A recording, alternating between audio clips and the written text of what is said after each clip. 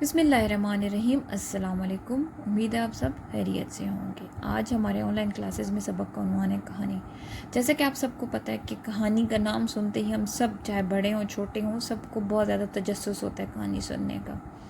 کوئی بھی ایسا نیا واقعہ جو کہاں مطلب جسے بہت مزیدار انداز میں، دلچسپ انداز میں پیش کیا جائے، ٹھیک ہے۔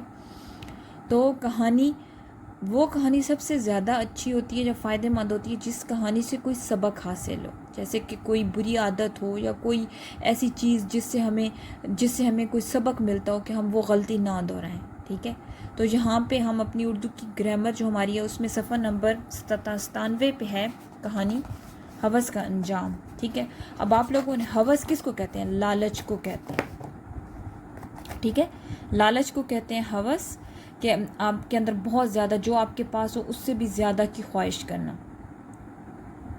ٹھیک ہے۔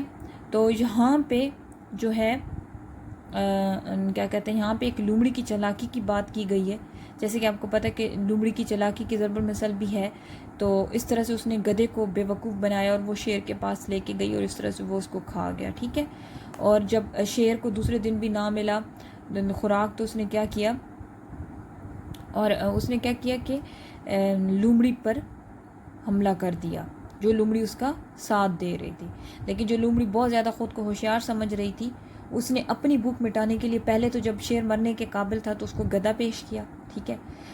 ظاہری بات ہے شیر کے اندر اتنی طاقت آ گئی کہ جب دوسری دفعہ اسے دوبارہ بھوک لگی تو اس نے لومڑی پر ہی حملہ کر دیا۔ اس کا مطلب یہ ہے کہ ہوس کا انجام برا ہوتا ہے، ٹھیک ہے۔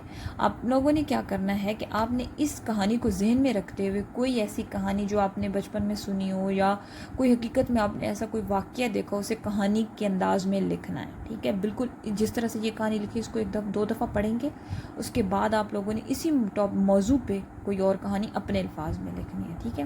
اپنا خیال رکھیے گا، نئے سبق کے ساتھ پھر حاضر ہوں گے۔ اللہ حافظ۔